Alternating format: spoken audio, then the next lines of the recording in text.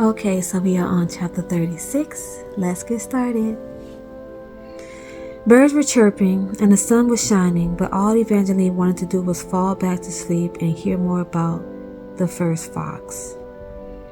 She closed her eyes, but she was too alert, and she had a feeling she already knew who this other fox was. If she believed the handsome stranger from her dream, then Jax was really the archer. Evangeline had considered it before, but she dismissed the idea. Even before she'd seen Jack's name and the archers both etched onto the wall, the fact that had also made her doubt what the handsome stranger had said.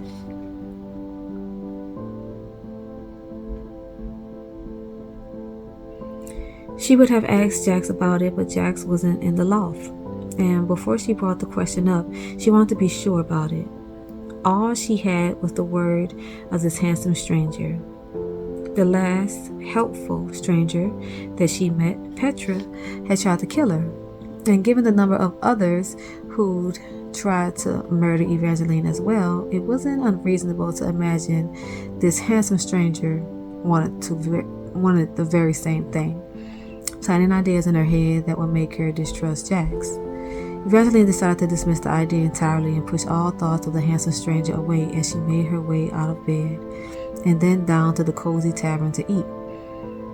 She half expected this part of the hollow to have been a dream as well, but just like yesterday, she sat down at the table and her food appeared before her like clockwork.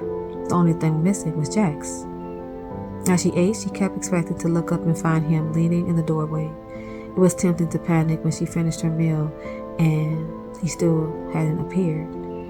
But the hollow was the sort of place that made it very difficult to hold on to any panic. Everything about the whimsical inn inspired curiosity instead of fear. In the third-floor bathing room, Evangeline found the most delightful copper tub, reminiscent of the clock in the hall. It had lovely jeweled handles and a faucet that could pour out different colored waters in a variety of scents. Pink honeysuckle, lavender rose, green pine needle, silver rain. Silver rain sound good. She mixed the rain and honeysuckle. Come through, Evangeline, with the rain, like I said. She mixed the rain and honeysuckle, and now she smelled like a sweet and stormy day. She not expected to be able to take a bath, but her back was fully healed. It was actually a little disappointing. Now that she was healed, she imagined that Jax would want to take her from this place as soon as he returned. There was still one more stone left to find, but Evangeline wasn't feeling particularly driven to find it. As she noted earlier, the hollow was not a place where it was easy to hold on to panic or fear, and her entire search for the stone had been inspired by fear. She wasn't afraid right now. In fact, she couldn't remember a time where she had been more at peace. And she knew somehow that Apollo was safe as well. Without Jax or anyone else, she kept expecting the hollow to feel lonely, but strangely, Evangeline didn't feel empty or alone. The hollow felt like the safest place she'd ever been. She found herself wishing that she could share this enchanted place with her parents. Her father would have loved all the magical wonders, and her mother would have adored all the fairy tale worlds. On the fourth floor, Evangeline finally uncovered a wardrobe full of dresses that made her think of butterflies and gardens, and the feel of holding someone's hand. From them, she chose a soft cream dress with golden embroidery and a thick pink ribbon that tied around the waist, matching the trim on the sweet puff sleeves. All she needed now was slippers. She imagined finding a magical pair of shoes as she rummaged through the floor of the wardrobe. Surprisingly, there were no spider webs or balls of dust, just boxes of gloves and ribbons along with a curious little book. It was the first book she found in the hollow, and the side of it was locked. Evangeline searched for a key until she remembered that she could simply use her blood. The lock opened with a click, and the first aged page was covered in a very old-fashioned handwritten script. Property of Aurora Valor. Do not read unless you wish to die shortly thereafter. I have cursed this book. Cease your reading if you value your life. This includes you, Castor. Evangeline felt a thrill as she read the words. She found the diary of the mysterious Aurora Valor. Perhaps this would provide more clues about Jack's past, since he clearly known Aurora. The bit about the book being cursed gave Evangeline a brief pause, as did the undecipherable words at the very bottom, which were the only ones written in the language of the Valors. But according to what Jax had told her, curses couldn't touch her in this place. The writing also looked a touch juvenile, which made Evangeline guess that the book wasn't truly cursed. She carried the diary downstairs to read before the fire in the tavern. In the journal's first few pages, there was quite a bit of complaining about her brothers, paired with mentions of weather and meals and clothing that made Evangeline imagine Aurora had either led a very mundane life or she still was trying to dissuade readers by including only boring details. Evangeline didn't come across Jack's name. She skimmed ahead, searching for any mentions of him until the style of writing turned more sophisticated and the content became more interesting. Father set a date for the wedding. I cannot believe he's forcing me to do into this. He would never force Dane, Lysander, Romulus, or Castor, and if you're still reading this, Castor, stop. I was serious about the curse.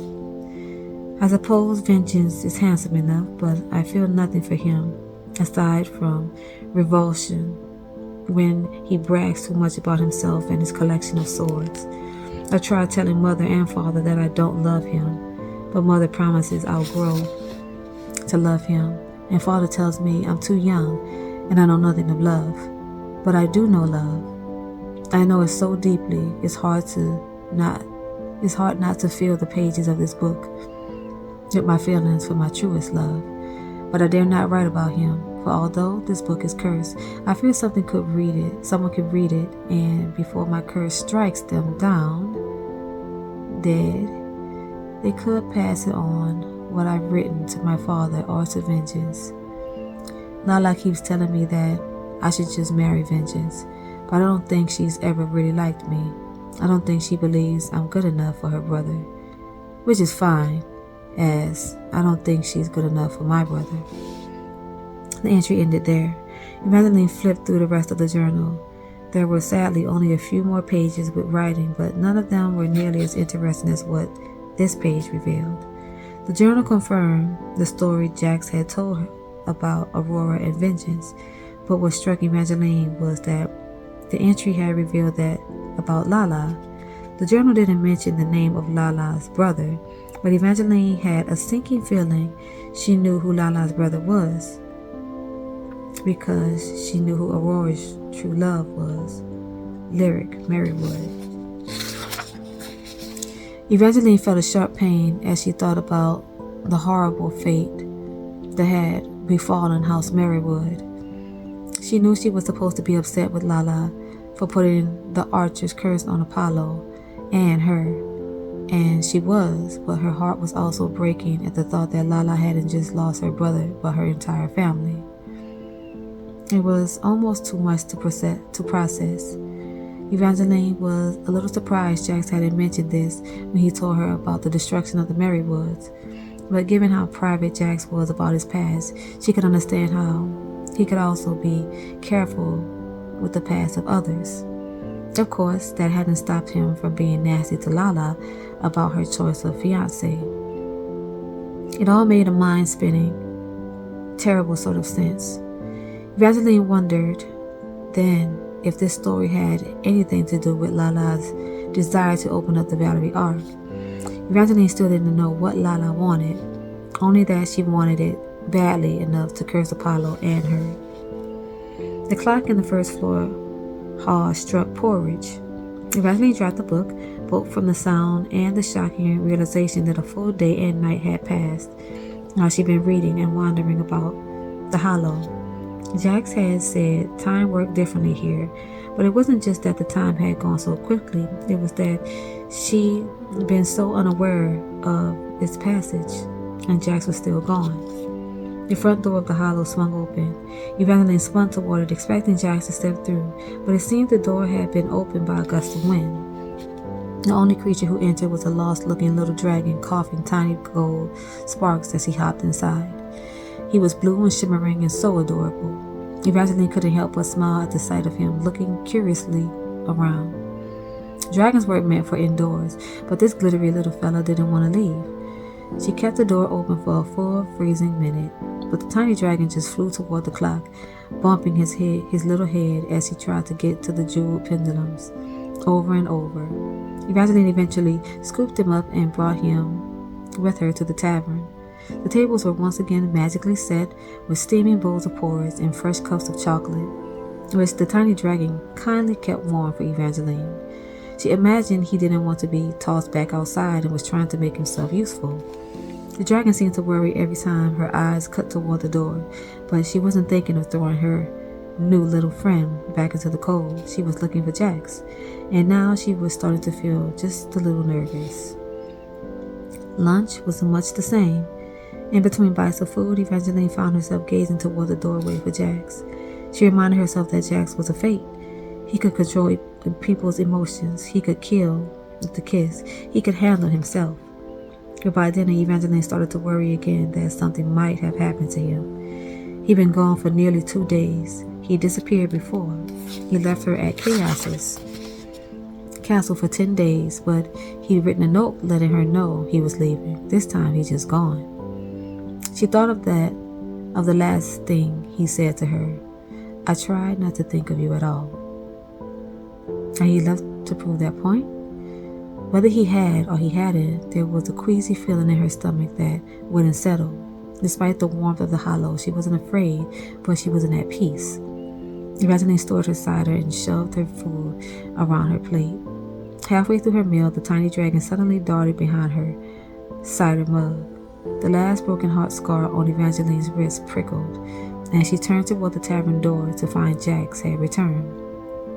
He was breathtaking without even trying, as he leaned in the doorframe with windswept golden hair and a crooked cape. Where have? She broke off almost immediately. Jax wasn't leaning in the doorway. He was gripping it for support. Jax! She ran across the tavern, horrified as his cape slipped from his shoulder, revealing a great stain of sparkling gold and red blood. That makes me angry. It don't sound like it, but yeah. Until the next time, good night.